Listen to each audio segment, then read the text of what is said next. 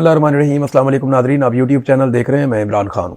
Nadreen, कल का एक बड़ा शानदार दिन था कश्मीर की तहरीक के हवाले से, और क्योंकि हमने बार बार अपील की थी कि लोग निकलें, बाहर आएँ, और कश्मीरियों ने जॉइंट अवामी एक्शन कमेटी ने कॉल दी हुई थी आज़ाद कश्मीर में भी और कॉल दी हुई थी बरतानिया में भी। तो बरतानिया का हाल मेरे ख्याल में आपको मैं पहले बताता हूँ, फिर आपको आज़ाद कश्मीर की सूरत हाल बताता हूँ। बरतानिया में ऐसा था कि मैंने यहाँ पे जो जर्नलिस्ट हैं उनसे बात की, उन्होंने कहा जी इतना बड़ा मुजाहरा हमने पहले नहीं देखा। यानी बहुत कम कभी ऐसा हुआ कि पाकिस्तानी या कश्मीरी इतने बड़े पैमाने पर निकले हों। यानी अगर वो कहते हैं हम टॉप के 2-3 मुजाहरे अलग करें तो ये इतना बड़ा मुजाहरा था। तादाद अलग अलग लोग अलग अलग बता रहे हैं, कोई कहते हैं 50,000 थे, कोई कहते हैं इससे बहुत ज़्यादा थे, कोई 40,000 बताते हैं, लेकिन आप लोगों की गिनती नहीं कर सकते थे। यानी जो लोग एहतजाज करने के लिए निकले थे उनका अगला सिरा कहीं और था और पीछे बहुत किलोमीटरों तक लोग फैले हुए थे। इतने बड़े पैमाने पर ख़वातीन हजरात यहाँ बरतानिया में निकले, और ये सिर्फ लंदन से नहीं थे, ये मुख्तलिफ शहरों से आए। मुझे लोग मिले, उनमें से कुछ लोग लूटन से आए हुए थे, बर्मिंघम से आए हुए थे, मैनचेस्टर से आए हुए थे, और बहुत सारे शहर हैं यहाँ छोटे बड़े बरतानिया में। लोग हर तरफ से आए हुए थे और लोग एहतजाज कर रहे थे। जो बात मैंने नोट की, मुझे वहाँ पे बात करने का मौका भी मिला। इंतज़ामिया का बहुत शुक्रिया मैं अदा करता हूँ कि इतने रश के बावजूद, इतने सारे लोगों के बावजूद वो ना सिर्फ मुझे बाहिफाजत लेकर गए अपने पंडाल तक बीच में, बल्कि मुझे वहाँ पे उन्होंने बात करने का मौका भी दिया। गो कि सब तक मेरी आवाज़ नहीं गई, क्योंकि उस गाड़ी के ऊपर जितना वो स्पीकर सिस्टम वगैरह लगा हुआ था पाकिस्तान हाई कमीशन के सामने, वो उतनी मैं बात कर सकता था। तो वहाँ जो लोग बात कर रहे थे मुझे वहाँ पहुँचाया गया, मुझे उन्होंने कहा जी आप भी बात करें। तो मैंने कश्मीरियों से बात की। मेरे भाई हैं, मेरे खुद जो मेरे बुज़ुर्ग हैं, जो हमारे फोर फादर हैं, वो बांडीपुरा से आए थे लाहौर में। आज बहुत अरसा गुजर गया।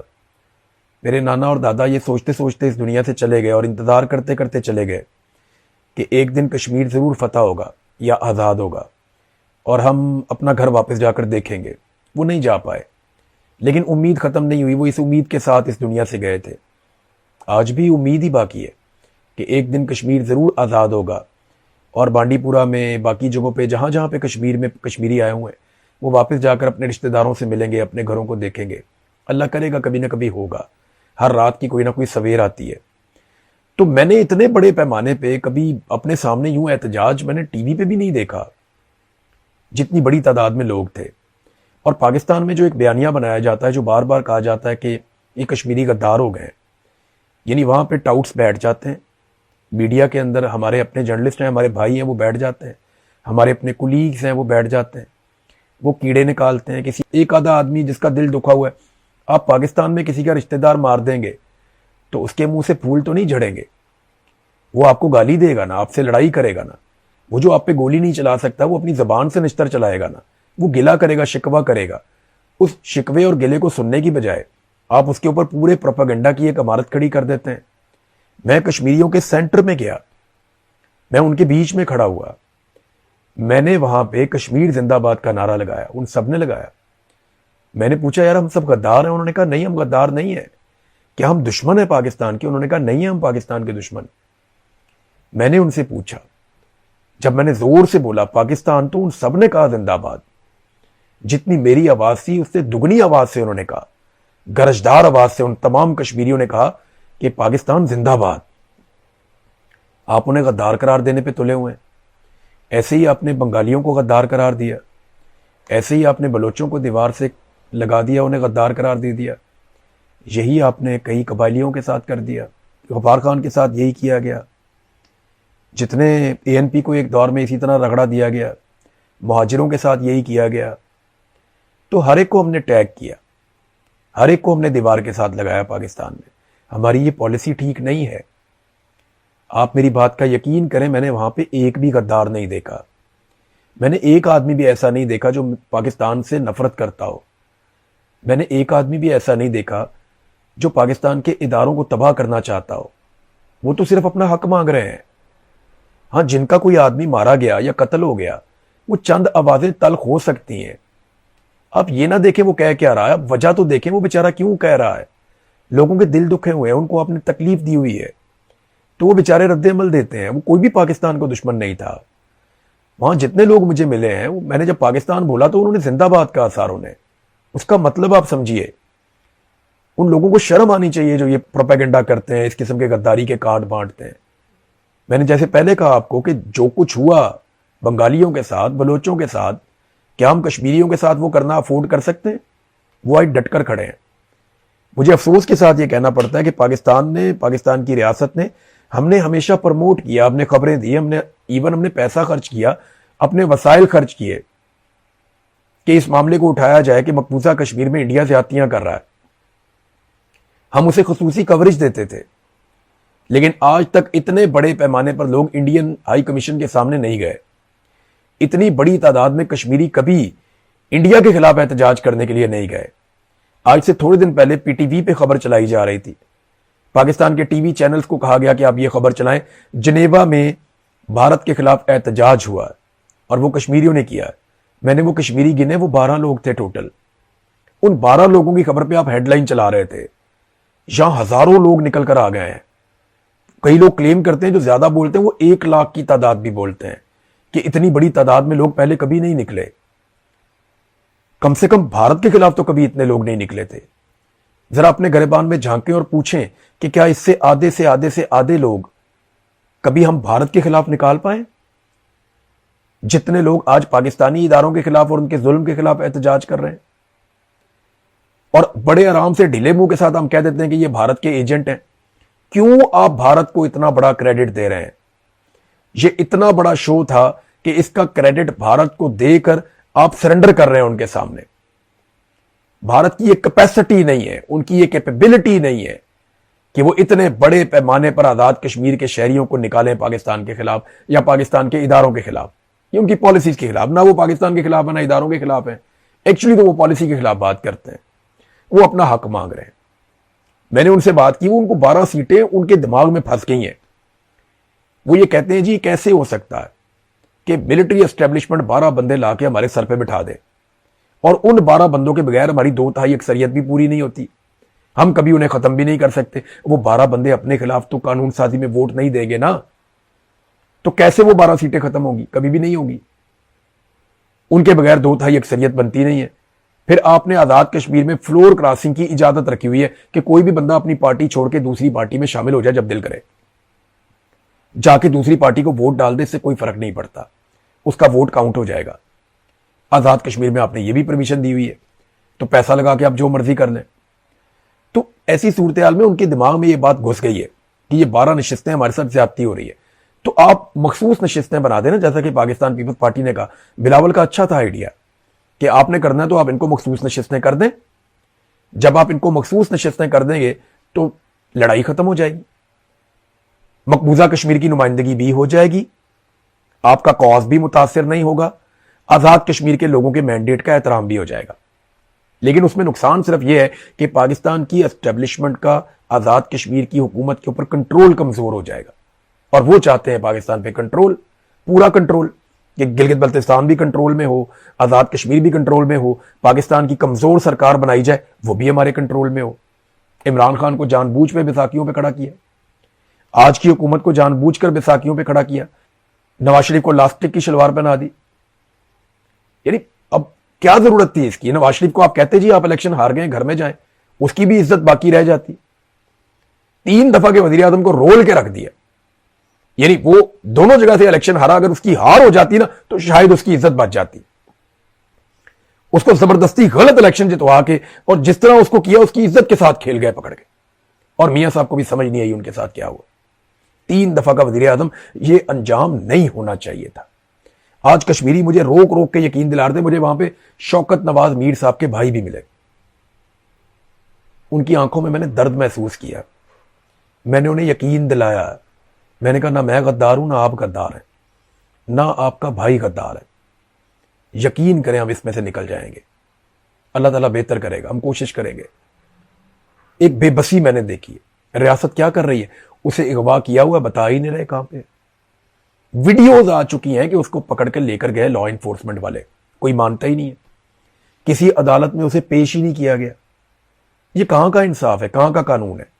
ابھی یہ معاملہ برطانوی پارلیمنٹ میں چلا جائے گا, یہاں پہ ابھی پٹیشن دائر کر دیں, وہ اس کے اوپر 10,000 دستخط کرنا کشمیریوں کے لیے کون سا مسئلہ ہے؟ آج جو 50,000 بندہ باہر لے کر آ گئے ہیں وہ 10,000 دستخط کر دیں گے، 2 دنوں میں کر دیں گے، 10 دن میں کر دیں گے، پھر وہ پارلیمنٹ کے اندر ڈسکس ہوگا یہاں پہ، پھر آپ کیا کریں گے؟ تو پاکستان کو مزید شرمندہ مت کریں، پاکستان کو رول آف لا کے مطابق چلائیں، قانون کی حکمرانی ہونی چاہیے۔ اب جائیں ذرا پاکستان میں وہاں کیا ہوا۔ آزاد کشمیر کے ہر ضلع کے اندر ہڑتال ہوئی ہے، ہر جگہ پہ لوگوں نے نکل کر احتجاج کیا ہے، بڑے پیمانے پر احتجاج کیا ہے، لیکن میڈیا کو رپورٹ ہی نہیں کرنے دیا گیا۔ سوشل میڈیا کو وہاں ویسے ہی تباہ و برباد کر دیا گیا، ہر ایک کو گھیرا ڈال لیتے ہیں۔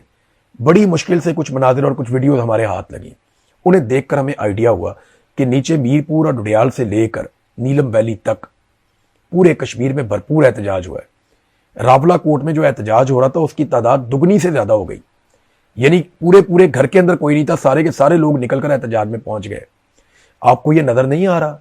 آپ وہاں پہ الیکشن کروا رہے ہیں جعلی قسم کا، آپ کچھ اور سوچ رہے ہیں، پاکستانی کچھ اور سوچ رہے ہیں، آپ کچھ اور کر رہے ہیں، کشمیری کچھ اور کر رہے ہیں۔ فار گاڈ سے ایک لمحے کے لیے اپنی ذات سے باہر نکل کر پاکستان کا اور کشمیریوں کا سوچیں۔ یہ نفرت پھیلتی چلی جا رہی ہے، یہ پھیلتی چلی جائے گی۔ یہ غداریوں کے کارڈ اور غداریوں کے سرٹیفکیٹ جو آپ بانٹ رہے ہیں، یہ کل کو آپ سے جو فصل آپ نے بوئی ہے نہیں کاٹی جائے گی، مصیبت بن جائے گی۔ نہ میں غدار ہوں، نہ میں تم میں سے کسی کو غدار کہتا ہوں۔ غدار صرف وہی ہے جس نے آئین توڑا ہے، غدار صرف وہی ہے جو اپنے حلف کی پاسداری نہیں کرتا، غدار صرف وہی ہے جو پاکستانیوں پہ بندوق چلاتا ہے، پاکستانیوں سے ٹیکس لیتا ہے۔ پاکستانی غدار نہیں ہو سکتے۔ پوری دنیا میں، انڈیا میں غدار ختم ہو گئے، بنگلہ دیش میں غدار ختم ہو گئے، امریکہ میں غدار ختم ہو گئے، برطانیہ میں غدار ختم ہو گئے، یورپ پورے کے اندر غدار ختم ہو گئے۔ صرف پاکستان ہی ایک ملک بچا ہے جہاں پہ ابھی غدار ہیں۔ دنیا میں کہیں یہ کارڈ اس طرح نہیں کھیلا جاتا جس طرح پاکستان میں کھیلا جاتا ہے۔ کبھی مذہب کارڈ ہے، کبھی غداری کا کارڈ ہے، کبھی کرپشن کا کارڈ ہے، کبھی کوئی فیملی کا کارڈ ہے، کبھی کوئی نجی زندگی کی ویڈیوز ہیں۔ یہ کیا چل رہا ہے؟ ایسے ملک چلتا ہے؟ اس نفرت کے ساتھ ایک دکان نہیں چلتی جس کے ساتھ آپ ملک چلانے کی کوشش کر رہے ہیں۔ بہرحال کشمیریوں نے بڑے پیمانے پر احتجاج کیا، ایک کشمیری شہید ہوا جو اب تک رپورٹ ہوا ہے، بی بی سی نے اس کو کنفرم بھی کر دیا ہے۔ تو میں آپ کو ایک دفعہ پھر بتاؤں کہ کشمیریوں نے آج پاکستان زندہ باد کہا ہے، وہ کہتے ہیں بار بار۔ آپ اس موقع سے فائدہ اٹھائیے۔ میں ان کے گڑھ میں، ان کے بیچ میں کھڑا ہو کر پاکستان زندہ باد کا نعرہ لگا کر آیا ہوں۔ اور کیا چاہیے آپ کو؟ اور کیا چاہیے؟ ابھی بھی غدار ہیں وہ لوگ؟ وہ غدار نہیں ہے، وہ آپ سے بڑے اور آپ سے زیادہ محب وطن ہیں۔ انہوں نے اپنے سینوں پہ گولیاں کھائی ہیں، انہوں نے ریسکیو کیا ہمارے جوانوں کو، انہوں نے ہمیشہ ہمیں سر آنکھوں پہ بٹھایا، لیکن ہم انہیں کیا دے رہے ہیں؟ وہ مانگ کیا رہے ہیں؟ چھوٹے چھوٹے مطالبات ہیں، اور وہ یہ کہتے ہیں ہمارا مینڈیٹ ہمیں دے دیں آپ۔ اور ہم نے ضد پکڑی ہوئی کہ نہیں، ہم فیصلے کریں گے بند کمروں میں۔ ایسے ملک نہیں چلے گا، ایسے کشمیر بھی نہیں چلے گا۔ آپ کر رہے ہیں نا تجربہ، کر کے دیکھ لیں۔ جو آپ نے پاکستان کے ساتھ کیا وہی آپ بلوچستان اور کشمیر کے ساتھ بھی کرنے جا رہے ہیں۔ اب ناظرین آپ آ جائیں ایک اور چیز پہ، رضا ڈار والا کیس جس کو ہم بار بار ڈسکس کر رہے ہیں، اسحاق ڈار کے نواسے والا۔ اس میں چند بڑے امپورٹنٹ کوسچنز پیدا ہو گئے۔ ڈی آئی جی نے پریس کانفرنس کی، اس کے اوپر صحافی بہت بھڑک گئے۔ صحافیوں کے اپنے ذاتی معاملات بھی تھے، کیونکہ آپ کو پتا ہے پولیس کو اتنی الٹیمیٹ پاورز دے دی گئی ہیں کہ وہ صحافیوں کی نوکریاں ہی کھا جاتے ہیں۔ حالات بڑے خوفناک ہیں وہاں لاہور میں۔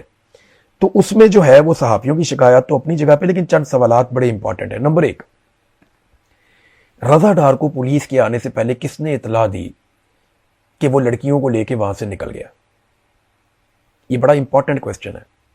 آپ رضا ڈار کا فون لیں، اس کی سی ڈی آر چیک کریں، اس کا ریکارڈ چیک کریں اور بتائیں ہمیں کہ رضا ڈار کو اس وقت وہاں سے لڑکیاں نکالنے کا مشورہ کس نے دیا، اور وہ کیوں وہاں سے لڑکیوں کو لے کر بھاگا، اور جب پولیس اس گھر میں پہنچی تو وہ گھر خالی کیوں تھا، کس نے انہیں آگاہ کیا کہ پولیس آنے والی ہے؟ بہت امپورٹنٹ کوسچن ہے۔ ابھی صرف 2 سوال اٹھا رہا ہوں، باقی سوالات ہم بعد میں کرتے رہیں گے اس پہ۔ دوسرا سوال یہ ہے کہ پولیس کو اس بات کی ضرورت کیوں محسوس ہوئی کہ فلٹر ہاؤس جہاں پہ رضا کی گاڑی کا ایکسیڈنٹ ہوا اور لڑکیاں گاڑی سے بھاگ گئیں، اس جگہ کے اور اس کے آس پاس کی تمام سی سی ٹی وی فوٹیج اٹھا کر پولیس غائب کر کے لے گئی؟ پولیس کو اس چیز کی ضرورت کیوں پڑی؟ دوسرا امپورٹنٹ کوسچن یہ ہے۔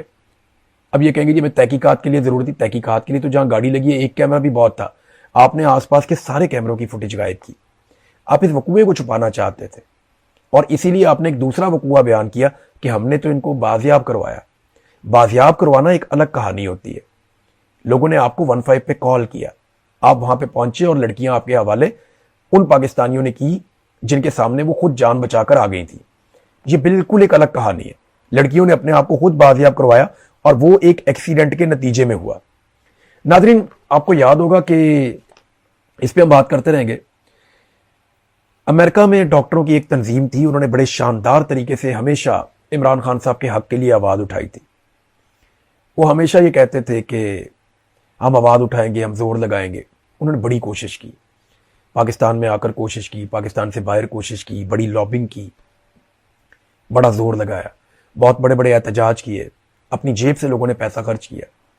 تو بڑی کوشش کی ان اوورسیز پاکستانیوں نے, ڈاکٹرز نے, اپنا ان کی تنظیم ہے, کمال انہوں نے کام کیا تھا.